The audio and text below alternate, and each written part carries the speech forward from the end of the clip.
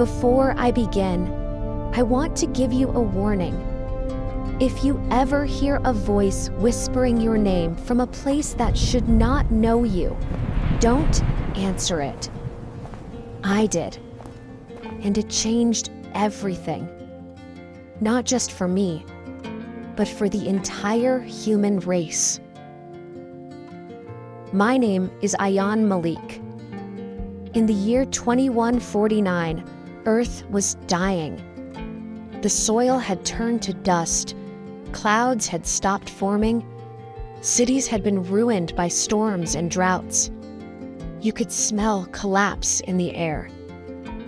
Humanity had reached its last chapter, and the pages were running out fast. I was not a hero or a genius, but I was the only person who heard something strange, something impossible. A whisper coming from the stars. It had happened late at night in the Space Research Lab. I was half asleep listening to cosmic background noise. Static, beeps, silence, the usual. Then, through the static, came a whisper.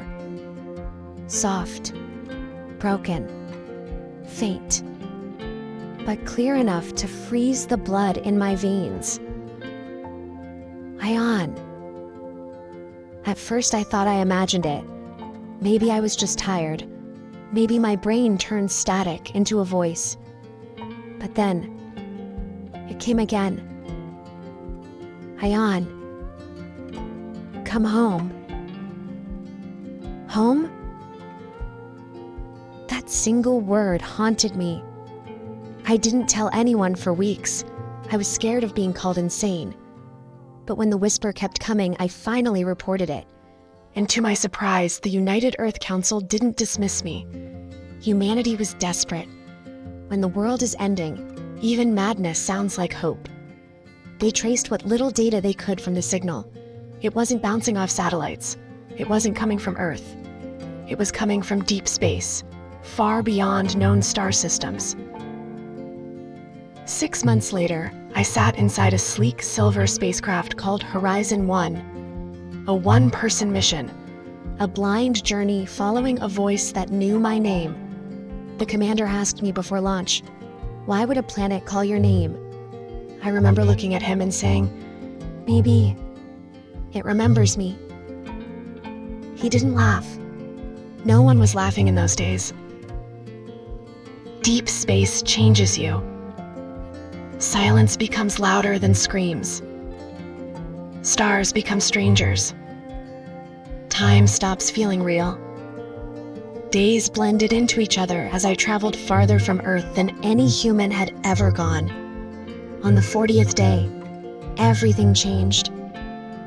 I was adjusting the navigation system when the ship speakers hissed with static, and then the whisper came again. This time no distortion. Clear, sharp, calm. Ayan, you're almost here. My heart nearly burst through my chest. I looked around even though I knew I was alone. A voice cannot just appear in your ship unless someone put it there. But this voice had emotion, familiarity, warmth.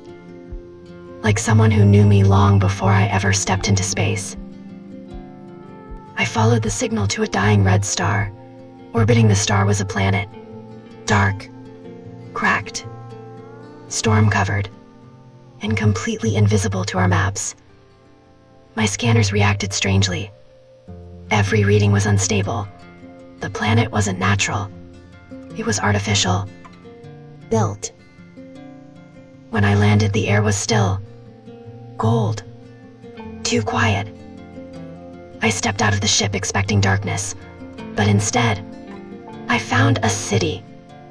Not alien, not random, but structured, designed like Earth. The roads were shaped like Earth's. The buildings had Earth's patterns, the same angles, the same symmetry. It felt like walking through a memory I had forgotten. But everything was abandoned. Dust covered everything like a second skin. Lights flickered weakly under layers of age. I walked through the empty streets for what felt like hours. No wind. No movement. No life. Then the whisper returned. Not from the speakers. Not from outside. It echoed inside my helmet. Ion. Welcome back. Back. Back from where? It guided me to a tall black tower at the center of the city. The doors opened by themselves as I approached, as if sensing me. Inside, the walls glowed faintly, like the building itself was breathing. Symbols floated in the air, shifting as I walked by.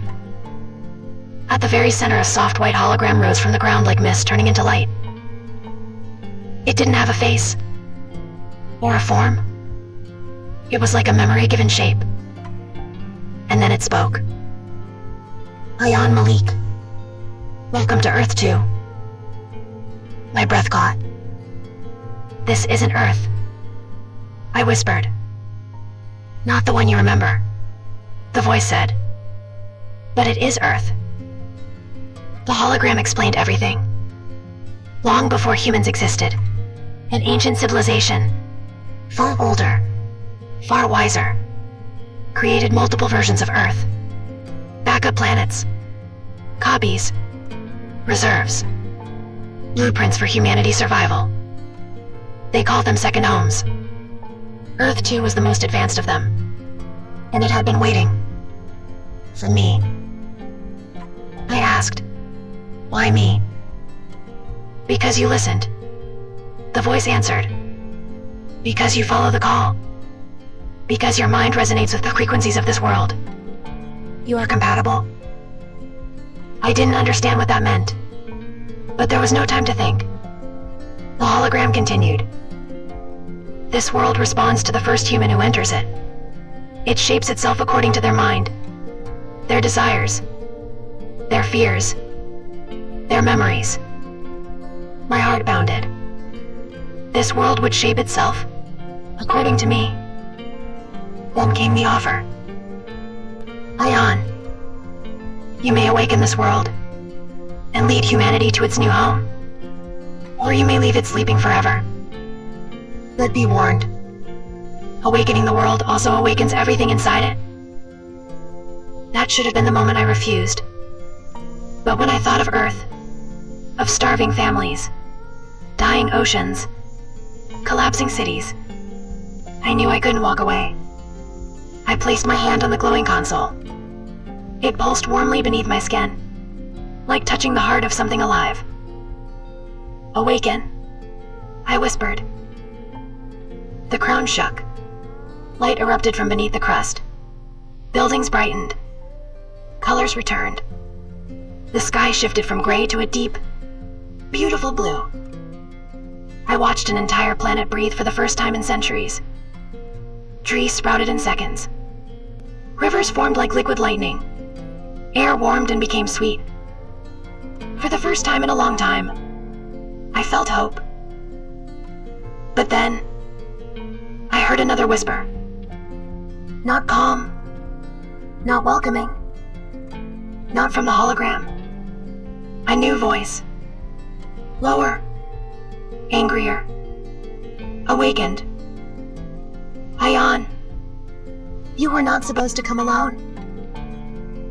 My blood went cold. The walls rippled like liquid metal. Shadows twisted unnaturally. Something was moving beneath the floor. Something old. Something the builders didn't want to wake. Something that had been asleep. Until I arrived. I realized too late that the hologram had only told me half the truth. Earth 2 wasn't just a backup planet. It was a prison. And I had just unlocked the door. The whisper grew louder. Closer. Ion. I remember you. I turned slowly. And standing in the shifting shadows was a figure.